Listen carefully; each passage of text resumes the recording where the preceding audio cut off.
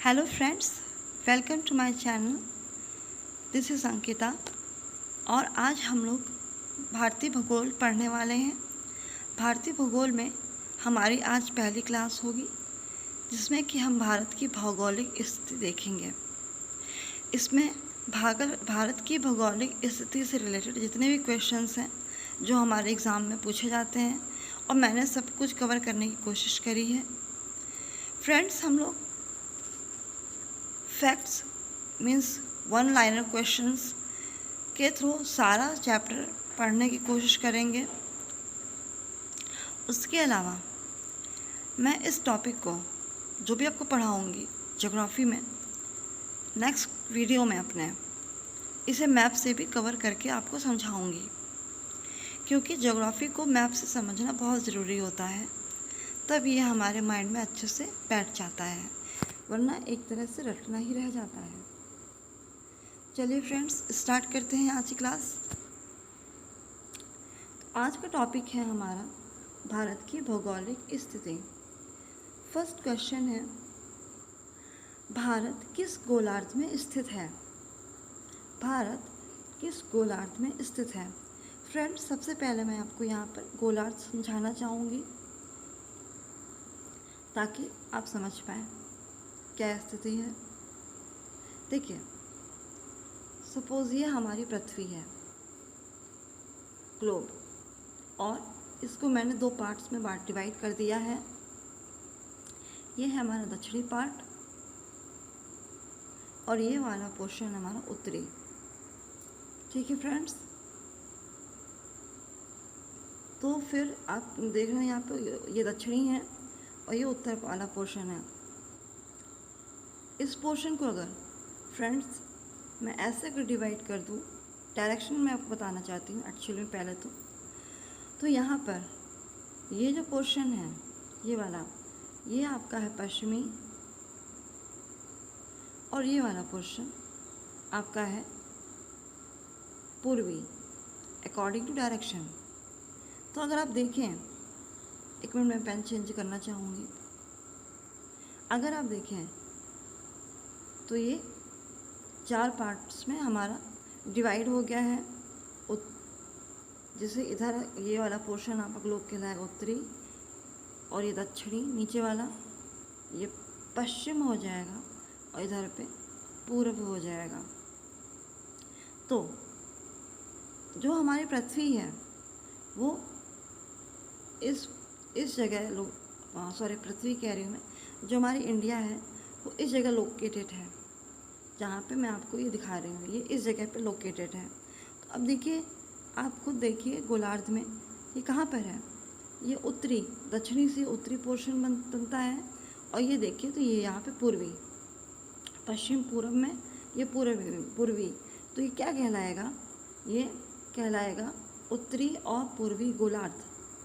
I think आपको समझ में आ गया होगा कि ये हमारा गोलार्ध है, यहाँ हमारा भारत है, तो ये हमारा उत्तर हो गया और इधर हमारा पूर्व हो गया। इससे बनता है ये उत्तर और पूर्वी गोलार्ध। तो हमारा भारत जो स्थित है, कहाँ स्थित है? उत्तरी और पूर्वी गोलार्ध में हमारा भारत स्थित है। फ्रेंड्स, हमारा नेक्स्ट क्वेश्चन है सेकंड नंबर, भारत का अक्षांशीय विस्तार कितना है? तो फ्रेंड्स, हम इसमें समझते हैं। पहले तो मुख्य भूमि का हमें बताना है। मुख्य भूमि का मतलब हो जाता है भाई फ्रेंड्स कि जो हमारी अक्षांशीय विस्तार हमें देखना है, उसमें हम द्वीपों को अटैच नहीं करते हैं, द्वीपों सहित हम उसे नहीं देख रहे हैं। हम सिर्फ लैंड भूमि हमारी जितनी है, मुख्य भूमि जितनी है, सिर्फ हम उसे देखेंगे। तो जैसे मैं आपको इसमें रफली, एकदम बहुत ही रफली मैप समझाना चाहूँगी। सपोज़ करिएगा ये आपका भारत है, ये ऐसे बनता है यहाँ पे। मैं तो बहुत रफली समझाने की कोशिश कर रही हूँ, और ये ऐसे करके ये साइड से बन गया ऐसे। तो यहाँ पे ये जो दक्षिण एरिया है आपका, पेन चेंज करती हूँ 1 सेकेंड। ये जो दक्षिण वाला पॉइंट है यहाँ पर आपकी मुख्य भूमि ये है कि कन्याकुमारी है। वैसे आगे हम देखेंगे कि दक्षिणतम, उत्तरतम, पश्चिमी बिंदु, हमारा सबसे कौन से हैं, कहाँ हैं, ये हम इसमें आगे देखेंगे। ठीक है, तो यहाँ पे हम देखते हैं कि ये है दक्षिणतम बिंदु में 8 डिग्री 40 मिनट। फिर यहाँ पे उत्तरी बिंदु में हम बात करेंगे, यहाँ जब लेंगे हम, एक्सक्यूज़ मी,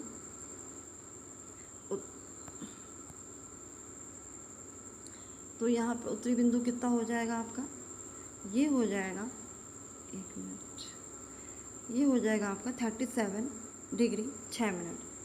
कितना, 37 डिग्री 6 मिनट। ये आपका अक्षांशीय विस्तार आपका हो जाएगा दक्षिण से उत्तर, दक्षिण से उत्तर दिशा में आपका मुख्य भूमि का अक्षांशीय विस्तार हो जाता है। अब मुख्य भूमि की बात हमने देख ली, अब हम देखते हैं भारत के द्वीपों के सहित। तो हमारा जो ये भारत है, आप नीचे से देखिए, उत्तर तो आप समझ गए हैं, उत्तरी उतना ही सेम है।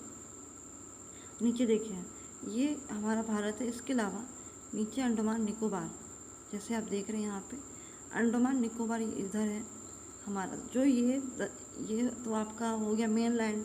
इसके बाद इधर पे अंडमान निकोबार सबसे लास्ट में जो है दक्षिणतम बिंदु, वो द्वीपों सहित जो आखिरी बिंदु आता है हमारा, वही हमारा दक्षिणतम बिंदु भी होगा भारत का। तो जिसे हम पैगमेलियन पॉइंट कहते हैं, आगे हम देखेंगे। ये कितना है, ये है 6 डिग्री 45 मिनट उत्तर से दक्षिण, दक्षिण से उत्तर हम देख रहे हैं। तो उत्तर पे हमने जो देखा था 37 डिग्री 6 मिनट, उतना ही वही हमारी मुख्य भूमि और कह रहे द्वीप समूह भूमि दोनों का सेम है उत्तर में, आगे कहीं नहीं है, वही सेम है। बाकी दक्षिण में जो डिफरेंस था मैंने आपको यहाँ पे बताया है, आई थिंक समझ में आया होगा। हम आगे देखते हैं, भारत का देशांतरी विस्तार कितना है। अब देखिए देशांतरी विस्तार, हमने भारत को बना दिया ऐसे, और इस टाइप से। तो ये जो यहाँ पर है, ये देशांतरी विस्तार यहाँ पर समझेंगे हम। जो हमारा देशांतरी विस्तार है पश्चिम से पूरब, ये पश्चिम दिशा है और ये पूरब है। तो पश्चिम में 68 डिग्री 7 मिनट पूर्वी देशांतर, और यहाँ पे 97 डिग्री 25 मिनट ये हमारा पूर्व दिशा में है। क्या है, पूर्वी देशांतर, देशांतरी विस्तार है भारत का। आई थिंक आप समझ पा रहे होंगे। ये देखिए, यहाँ पे पश्चिम है और ये यहाँ पर पूर्वी दिशा है। पश्चिम में 68 डिग्री 7 मिनट और ये पूरब में 97 डिग्री 25 मिनट। ये हमारा देशांतरी विस्तार हो जाता है। फ्रेंड्स, मैप तो मैंने बहुत अच्छे से कोई बहुत नहीं बनाया है, बस आपको एक डायरेक्शन हिंट देके समझाने की कोशिश की है। बाकी मैप में हम इनसे ज़्यादा अच्छे से समझ पाएंगे। नेक्स्ट क्वेश्चन है, भारत की उत्तर से दक्षिण तक लंबाई क्या है। सपोज़ ये हमारा मैप में भारत है, तो उत्तर से दक्षिण की लंबाई कितनी है। उत्तर से दक्षिण की जो लंबाई है हमारी, वो कितनी है, वो है 3214 किलोमीटर। और नेक्स्ट क्वेश्चन हमारा है, भारत की पूर्व से पश्चिम लंबाई कितनी है। तो पूर्व से पश्चिम आपकी ऐसे है, लंबाई कितनी हो जाती है, 2933 किलोमीटर। नेक्स्ट क्वेश्चन हम देखते हैं नेक्स्ट स्लाइड में। हमने बताया था ना आपको उत्तर बिंदु दक्षिण बिंदु, ये हम देखेंगे आगे। तो यही क्वेश्चन यहाँ पर आ रहा है, ये देखिएगा। तो भारत का सबसे उत्तरी बिंदु कौन सा है। उत्तरी बिंदु है आपका इंदिरा कॉल। कौन सा है, इंदिरा कॉल 37 डिग्री 6 मिनट पे हमने देखा था। ये पॉइंट मैंने आपको दिखाया था, वहाँ पर आपका इंदिरा कॉल है। ये कहाँ है, सियाचिन ग्लेशियर के निकट जम्मू एंड कश्मीर में। किधर है, सियाचिन ग्लेशियर के निकट जम्मू एंड कश्मीर में है। ये हमारा भारत का उत्तरीतम बिंदु है, इंदिरा कॉल, याद रखिएगा। फिर क्वेश्चन कहता है भारत का सबसे दक्षिणतम बिंदु कहाँ पर स्थित है। भारत का सबसे दक्षिणतम बिंदु कहाँ पर स्थित है। तो फ्रेंड्स, अगर हम बात करें मुख्य भूमि की, तो 8 डिग्री 4 मिनट उत्तरी अक्षांश पर कन्याकुमारी या केप कमोरी जिसे हम कहते हैं, वो है तमिलनाडु में स्थित एक द्वीप में। तमिलनाडु में एक द्वीप स्थित है जो कन्याकुमारी या केप कमोरी के नाम से जाना जाता है। और नेक्स्ट हम देखते हैं, तो हमने मुख्य भूमि देखी। अगर हम द्वीपों से दक्षिणतम बिंदु देखें तो मैंने आपको दिखाया भी था वहाँ पर, पहले क्वेश्चंस में समझाने की कोशिश की थी। ये होगा 6 डिग्री 45 मिनट उत्तरी अक्षांश पर इंदिरा पॉइंट, जिसे हम पिग्मेलियन पॉइंट या पार्सन बिंदु भी कहते हैं। क्या कहते हैं? पिग्मेलियन पॉइंट या पार्सन बिंदु भी कहते हैं। फिर इसके बाद नेक्स्ट क्वेश्चन हमारा आता है भारत का सबसे पश्चिमी बिंदु। कौन सा पश्चिमी बिंदु? उत्तर पश्चिम होता है ना, तो यहाँ पर आपका ये वाला पॉइंट पश्चिमी बिंदु आपका कहलाएगा। तो ये है गुहार मोता या गुहार मोता, सॉरी पश्चिमी बिंदु कह रहे हैं ना, तो पश्चिमी बिंदु तो यहाँ होता है, ये पूरब होगा। तो गुहार मोता आपका गुजरात में है। किधर है? गुजरात में। नेक्स्ट क्वेश्चन आपका आता है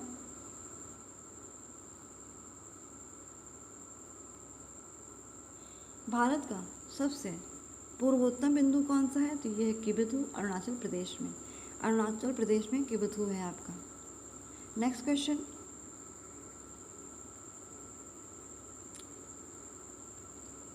बौद्ध काल में भारतवर्ष किस नाम से लोकप्रिय था।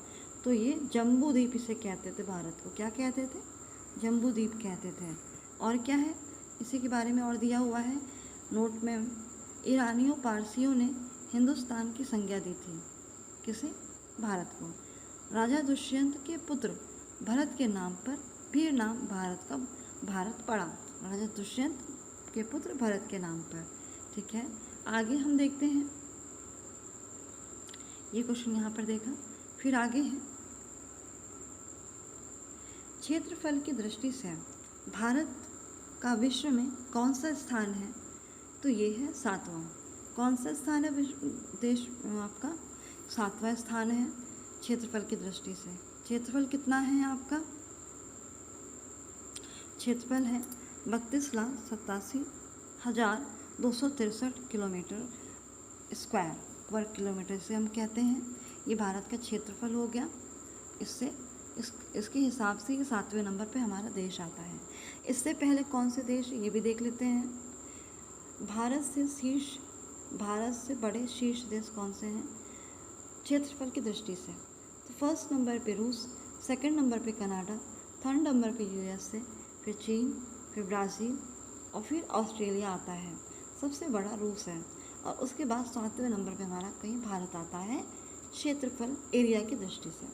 नेक्स्ट क्वेश्चन है भारत का कितने % भाग भारत के अंतर्गत आता है। सॉरी, संसार का कितने % भाग भारत के अंतर्गत आता है।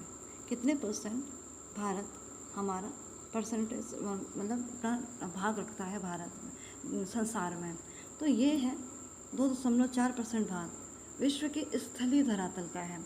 ठीक है, जो हमारा स्थलीय धरातल है उससे काउंट किया है, उसको देखा जाए, उसको अगर हम 100% माने तो हमारा जो भारत है क्षेत्रफल के हिसाब से 2.4% होता है। आगे क्वेश्चन कह रहा है 2011 की जनगणना के अनुसार भारत में गांवों की कितनी संख्या है। 2011 की जनगणना के अनुसार अगर हम देखें तो भारत की गांवों की संख्या है 6,40,932। ठीक है, नेक्स्ट क्वेश्चन है भारत में संपूर्ण विश्व की कितनी जनसंख्या निवास करती है। तो पहली बार जनसंख्या कितनी करोड़ है भारत की? 121 करोड़ है लगभग। ये 2011 की बात करें कितनी है?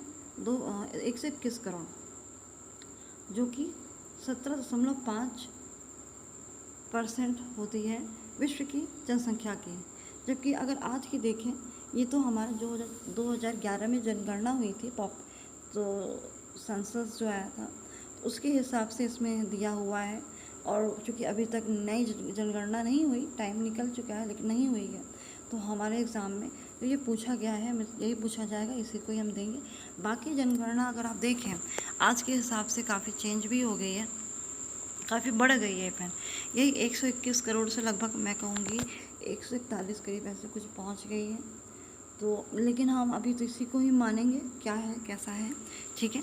चलिए आगे को देखते हैं हम। नेक्स्ट क्वेश्चन है, जनसंख्या के मामले में भारत विश्व में कौन सा स्थान रखता है? तो ये दूसरे नंबर पे है। पहले नंबर पे चीन आता है 2011 के अनुसार। मैंने आपको बताया ना 121 से अब 141 करीब जा रहा है अगर देखा गया है, तो उस हिसाब से भारत पहले नंबर पे आ जाता है जनसंख्या के मामले में। लेकिन ऑफिशियली जो हमारा चल रहा है वो सेकंड नंबर पे ही है। अब जो जनगणना होगी अभी उसी से हिसाब से बाद में देखेंगे। मैंने आपको केवल एक अभी करंट की इन्फॉर्मेशन दी है, ठीक है। आगे क्या है, भारत की स्थलीय सीमा रेखा की कुल लंबाई कितनी है? स्थलीय सीमा रेखा की हम बात करते हैं। स्थलीय सीमा रेखा जो क्षेत्र समुद्र में नहीं आते हैं, ठीक है, जो भूमि वाला भाग है, देखिए इसकी कितनी है 15,200 किलोमीटर। और तटीय रेखा की, नेक्स्ट क्वेश्चन है, तटीय रेखा की लंबाई कितनी है? तटीय रेखा जो हमारे तट है, जैसे कि ये हमारा भारत बन गया, सपोज ऐसे ये, तो जो ये गुजरात से आपका लेके यहाँ तक जो तीनों दिशाओं से जो हमारा भारत घिरा हुआ है समुद्र से, वो जो एरिया आपका कहलाएगा वो आपका कहलाएगा तटीय एरिया। बाकी जो ये भूमि है जो पानी से नहीं भीगी हुई है, समुद्र से सटी नहीं है, वो आपकी स्थलीय एरिया कहलाती है, ठीक है। तो क्या है स्थलीय एरिया की कुल लंबाई 15,200 किलोमीटर। और तटीय भूमि की बात करें तो मुख्य भूमि में अगर हम बात करें तटीय भूमि की तो ये 6,100 किलोमीटर है। और द्वीपों सहित तटरेखा की लंबाई 7,516.6 किलोमीटर है। नेक्स्ट क्वेश्चन है, किस राज्य की तटीय रेखा सबसे बड़ी है? तो तटीय रेखा सबसे बड़ी हमारी गुजरात की है, जो कि 1214.7 किलोमीटर है, याद रखिएगा ये। आगे हम देखते हैं कि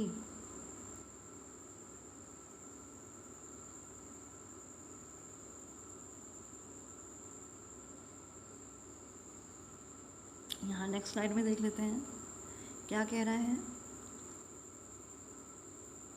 किस राज्य की, सॉरी ये हम देख चुके हैं, शीर्ष 5 तटरेखा वाले राज्य कौन से हैं? तटरेखा की बात करें तो उसके हिसाब से शीर्ष हम देख लेते हैं, क्योंकि आजकल ये ट्रेंड चल रहा है कि शीर्ष में या सबसे असेंडिंग डिसेंडिंग ऑर्डर में लगा के उसमें भी पूछ लेते हैं कौन सा सही है कौन सा गलत है। तो ये हमें पता होना ज़रूरी है। तो पहले नंबर पे सबसे बड़ा मैंने बताया आपको कौन सा है, गुजरात है, फिर उसके बाद आंध्र प्रदेश, फिर तमिलनाडु, फिर महाराष्ट्र और केरल है तटरेखा वाले राज्य।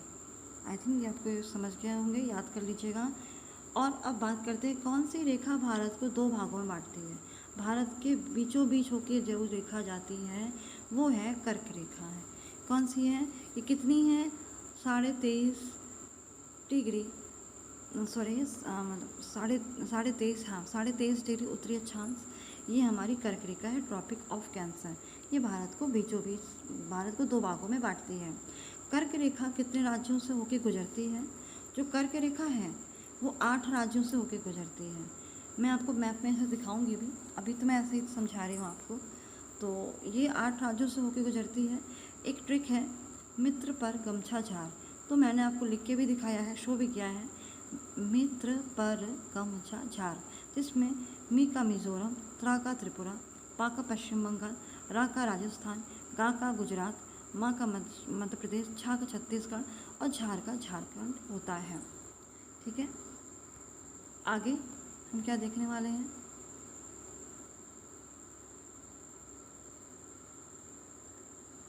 आगे हम देखेंगे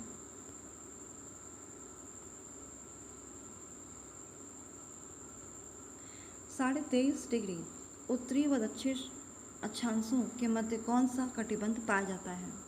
तो ये कटिबंध हमारा पाया जाता है उष्ण कटिबंध। कौन सा पाया जाता है? उष्ण कटिबंध। ये थोड़ा लाइट लिखा है, उष्ण कटिबंध, ये है इसका आंसर।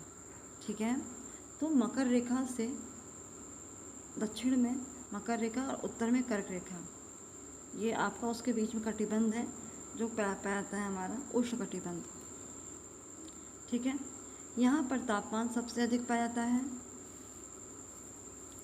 क्या है? तापमान जो है आपका सबसे अधिक आपका उष्ण कटिबंध में पाया जाता है। कैसे? मैं एक बार आपको समझा देती हूँ थोड़ा सा ड्रॉ करके। सपोज़ ये है, तो यहाँ पर पृथ्वी है, यहाँ पर ये जो लाइन है ये आपके ऐसे ये अक्षांश है, और इसको हम देखें अगर तो ये लाइंस जो आपके देशांतर हैं। जब मैं आपको अक्षांश और देशांतर पढ़ाऊँगी तो वहाँ पर आप इसको अच्छे से समझ पाएंगे।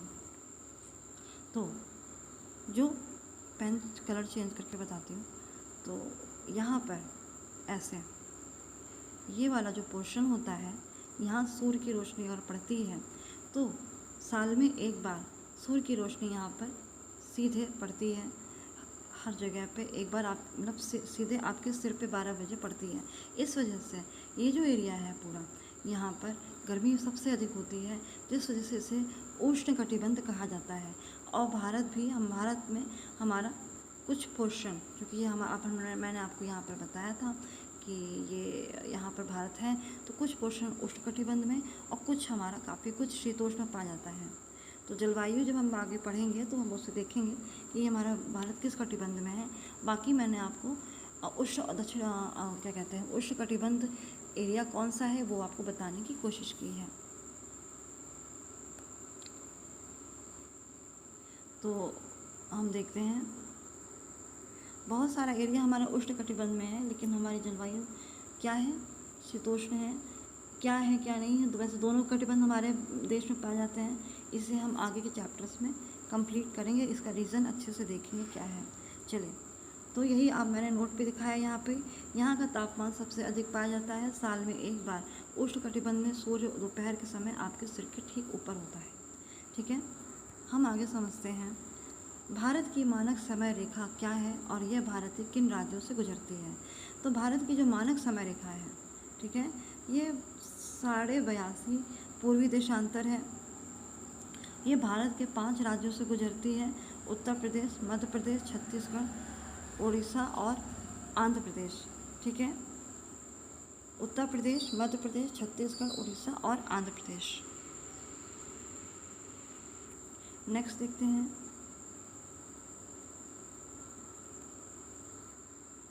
भारत में कौन सा शहर कर्क रेखा पर स्थित है। तो कर्क रेखा पर स्थित शहर है आपका रांची। नेक्स्ट क्वेश्चन है भारत का प्रथम मानचित्र किसने बनाया था। तो ये बनाया था एनविले ने। कब? 1752 में। फिर नेक्स्ट क्वेश्चन है भारत के पड़ोसी देश कौन से हैं। तो पाकिस्तान, अफगानिस्तान, चीन, नेपाल, भूटान, म्यांमार, बांग्लादेश, मालदीव और श्रीलंका, ये आपके पड़ोसी देश में आते हैं। इन्हें हम मैप के थ्रू जरूर देखेंगे।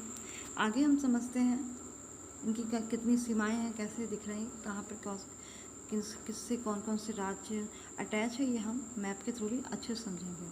फिर नेक्स्ट है भारत की सबसे लंबी सीमा, स्थलीय सीमा किस देश की है। तो ये बांग्लादेश की है स्थलीय सीमा। ये इंपॉर्टेंट क्वेश्चन है। कितना है? 4096.7 किलोमीटर। ठीक है, नेक्स्ट क्वेश्चन हमारा कहता है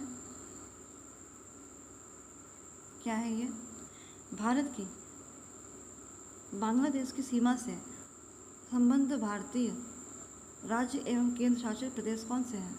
सबसे लंबी जो सीमा बांग्लादेश की है उससे संबंधित राज्य कौन से हैं। पश्चिम बंगाल, असम, मेघालय, त्रिपुरा और मिजोरम, ये 5 राज्य हैं आपके। नेक्स्ट क्वेश्चन है भारत की सबसे छोटी स्थलीय सीमा किस देश से जुड़ती है। तो ये अफगानिस्तान से 106 किलोमीटर। आगे देखते हैं अफगानिस्तान से संबद्ध भारतीय राज्य या केंद्र शासित प्रदेश कौन सा है? तो वो है लद्दाख। केवल एक राज्य है हमारा लद्दाख। आगे, क्षेत्रफल की दृष्टि से भारत का सबसे छोटा पड़ोसी देश कौन सा है? तो वो है, कौन सा है आपका? मालदीव। सबसे छोटा पड़ोसी देश कौन सा है? मालदीव, याद रखिएगा। नेक्स्ट वन आपका है, स्थलीय सीमा की दृष्टि से भारत का सबसे छोटी सीमा वाला पड़ोसी देश, सबसे छोटी सीमा वाला पड़ोसी देश कौन सा है? ये है भूटान। देखिए, हमने जो मालदीव देखा था वो था सबसे छोटा पड़ोसी देश,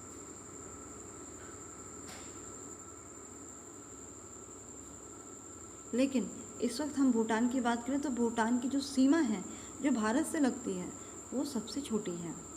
ठीक है। नेक्स्ट वन है, भारतीय मानक समय और ग्रीनविच माध्य समय के बीच में कितना अंतर होता है? ठीक है, भारतीय मानक समय और ग्रीनविच माध्य के समय में 5 घंटे 30 मिनट का अंतर होता है। ठीक है। फिर नेक्स्ट है, म्यांमार तथा भारत की सीमा रेखा का निर्धारण करने वाले राज्य कौन से हैं? तो अरुणाचल प्रदेश, नागालैंड, मणिपुर और मिजोरम। ठीक है। किस राज्य की सीमा सबसे अधिक म्यांमार से स्पर्श करती है? तो ये करती है अरुणाचल प्रदेश की। किसकी करती है? अरुणाचल प्रदेश की। नेक्स्ट क्वेश्चन हम देखते हैं, वह राज्य जो अफगानिस्तान के साथ भारत की सीमा बनाता है वो है जम्मू कश्मीर। जो अफगानिस्तान के साथ भारत की सीमा बनाता है वह राज्य है जम्मू कश्मीर।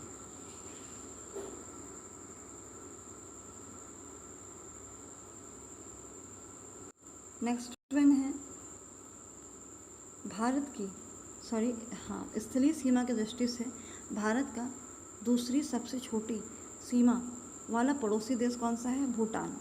कौन सा है? भूटान। इसके बाद भारत की जो तटीय सीमा है वो कितने राज्य और कितने केंद्र शासित प्रदेश स्पर्श करते हैं? भारत की तटीय सीमा, ये वाला जो एरिया होता है, इसे कितने राज्य और कितने केंद्र शासित प्रदेश स्पर्श करते हैं? तो 9 राज्य, 4 केंद्र शासित प्रदेश। इसमें गुजरात, महाराष्ट्र, गोवा, कर्नाटक, केरल, तमिलनाडु, आंध्र प्रदेश और उड़ीसा शामिल हैं। गुजरात, महाराष्ट्र, गोवा, कर्नाटक, केरल, तमिलनाडु, आंध्र प्रदेश और उड़ीसा। 4 केंद्र शासित प्रदेश हम बात करें तो दमन दीव, पुडुचेरी, अंडमान निकोबार द्वीप समूह और लक्षद्वीप। नेक्स्ट क्वेश्चन है हमारा,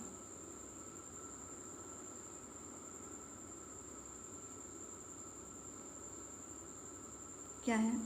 भारत और अन्य देशों के साथ सीमा रेखा निर्धारण करने वाली रेखाएं।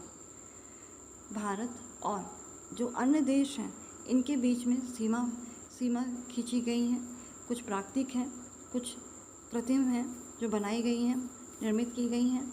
प्राकृतिक में आपके समुद्र आ जाते हैं, पर्वत आ जाते हैं, और कृत्रिम में जो रेखाएं खींची जाती हैं वो होती हैं, जिनमें आप देखने वाले हैं कितने भी इम्पॉर्टेंट हैं जो भी हैं। इसमें कुछ ट्रिक है वो भी मैंने समझाने की कोशिश करी है, अगर आपको याद हो जाए तो अच्छी बात है। जैसे कि मैकमोहन रेखा, भारत और चीन, इसकी ट्रिक है मोहन आई चीन। इसमें आप देखिए मोहन कहाँ आई है? चीन आई है। ठीक है। वैसे मैं तो ऐसे भी याद कर लेती हूँ कि मैक जो नेम है वो चाइना का ही लगता है, तो उससे भी मैकमोहन याद हो जाता है, भारत और चीन का है।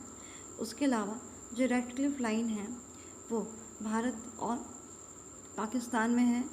रेड क्लिफ से रेड वीपी हमने इसे तैयार किया है। भारत और पाकिस्तान, बी से भारत, पी से पाकिस्तान, या फिर रेड वर्ड आपका शो करता है दुश्मनी को, तो भारत की दुश्मनी किससे है? तो वो दुश्मनी नहीं होनी चाहिए मगर है, तो भारत और पाकिस्तान की है। ठीक है, ऐसे याद किया है। उसके बाद हम देखते हैं डूरंड रेखा, ये पाकिस्तान और अफ़गानिस्तान के बीच में है। ये कैसे है? AP अफ़गानिस्तान और P पाकिस्तान, तो ये आपका डूरंड रेखा हो जाती है। नेक्स्ट देखते हैं